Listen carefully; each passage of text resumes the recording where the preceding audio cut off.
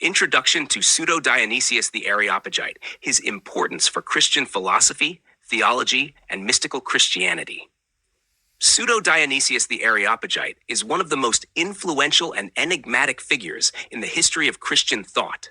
His writings, composed in the late 5th or early 6th century, have had a profound and lasting impact on both Eastern Orthodox and Western Christian theology and philosophy.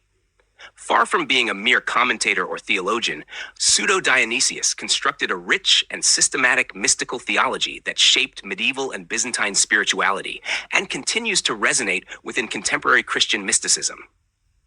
What sets Pseudo-Dionysius apart is his distinctive approach to God and divine reality, which avoids many of the sharp dualisms and rejections of the Old Testament God common to Gnostic and other heterodox systems. Unlike Gnosticism, which often depicts the God of the Old Testament as a lesser or even malevolent demiurge, Pseudo-Dionysius fully embraces the unity and goodness of the one God revealed in Scripture. There is no rejection or denigration of the God of Israel, no extreme dualism separating good from evil as coequal forces. Instead, his theology upholds the ineffable transcendence of God, while affirming that all creation flows from the divine fullness and that human beings may participate in divine life through a mystical ascent. This introduction will outline why Pseudo-Dionysius remains essential for Christian philosophy, theology, and mystical spirituality.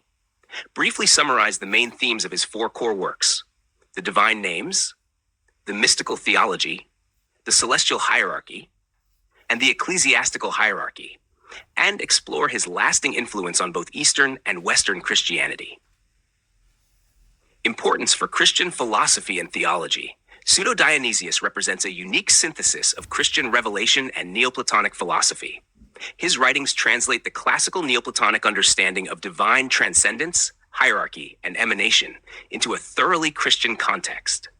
By emphasizing apophatic theology, knowledge of God through negation and silence, he moves Christian reflection beyond purely rational or cataphatic, affirmative statements, insisting that God's essence is ultimately beyond all human concepts and language. This apophatic approach revolutionized Christian theology by teaching that God is both utterly transcendent and yet intimately present. His philosophy of hierarchy also deepened Christian understanding of the cosmos and the church. Pseudo-Dionysius articulates a cosmos ordered in graded levels, from God through angels to human beings and the material world, emphasizing divine order and unity in diversity. This hierarchical vision informs not only cosmology, but ecclesiology, shaping how the church views its own sacramental and liturgical structure as a microcosm of heavenly order. Theologically, Pseudo-Dionysius bridges biblical theology with metaphysical speculation, providing a framework where God's absolute transcendence does not sever the relationship with creation, but instead underpins it. His vision of divine names shows how human language can speak of God's attributes, not as fixed essences, but as divine energies or manifestations, a vital concept especially in Eastern Orthodox theology. Importance for mystical Christianity.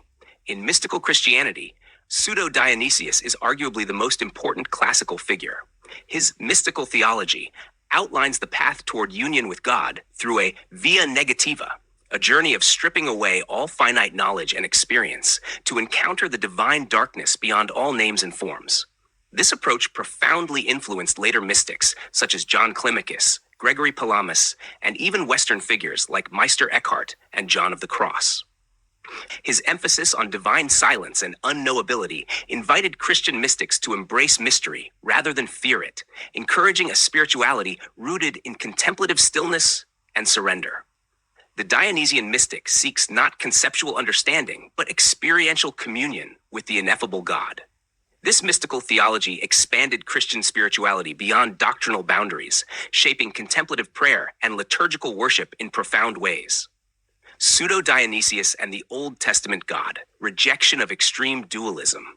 Unlike Gnostic systems, which typically depict the God of the Old Testament as a flawed or evil demiurge opposed to the true God of light, Pseudo-Dionysius fully accepts the biblical God as the singular, supreme source of all being and goodness. There is no division in the divine realm, no cosmic conflict between competing gods or principles. Instead, evil is understood as a privation or absence of good rather than an opposing force. This rejection of dualism reinforces the unity and coherence of Christian doctrine and preserves the integrity of biblical revelation. Pseudo-Dionysius' theology thus becomes a corrective to heterodox tendencies, providing a consistent metaphysical foundation for Christian faith and practice. Summary of Pseudo-Dionysius' four core works. 1. The Divine Names. This treatise explores how God can be named and spoken of through divine attributes. Pseudo-Dionysius explains that human language cannot fully capture God's essence, but by reflecting on God's effects and energies, such as goodness, wisdom, and power, believers may approach some understanding of the divine. The work emphasizes the apophatic method, showing how naming God leads simultaneously to affirmation and negation. 2. The Mystical Theology. Here, Pseudo-Dionysius presents the pinnacle of mystical knowledge, an ascent beyond all names and images into the cloud of unknowing, where God is experienced as pure divine darkness and silence. This text guides the soul's journey through stages of purification, illumination, and union, highlighting the limits of human comprehension and the necessity of contemplative surrender. 3. The Celestial Hierarchy. This work describes the angelic orders and their functions, portraying a complex hierarchical cosmos. The angels mediate between God and creation, transmitting divine energies downward and prayers upward. The celestial hierarchy mirrors the structure of the universe and reflects divine order and harmony. 4. The Ecclesiastical Hierarchy.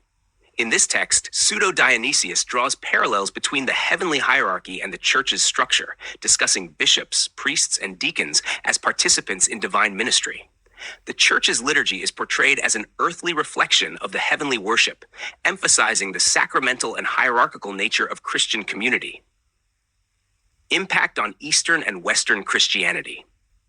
Pseudo-Dionysius' works were translated into Latin by Johannes Scotus Erigena in the 9th century, igniting a revival of Neoplatonic Christian philosophy in the West.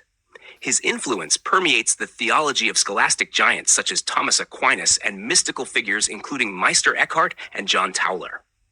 The concept of apophatic theology and divine hierarchy became foundational in Western medieval thought. In Eastern Christianity, Pseudo-Dionysius shaped Byzantine theology and spirituality profoundly. His apophatic approach was embraced by the Cappadocian Fathers and later by Gregory Palamas during the Hesychast controversy, who used Dionysian concepts to defend the experience of the divine energies. The Eastern Orthodox Church continues to regard Dionysius as a primary authority on mystical theology and angelology. Conclusion. Pseudo-Dionysius the Areopagite stands as a monumental figure in Christian philosophy, theology, and mysticism. By integrating Neoplatonic thought with Christian revelation, rejecting dualism, and emphasizing the ineffability of God, he provided a coherent, unified framework that shaped both East and West. His four works offer a comprehensive vision of the divine names, mystical union, cosmic order, and ecclesiastical structure, continuing to inspire Christian contemplation and theology across centuries.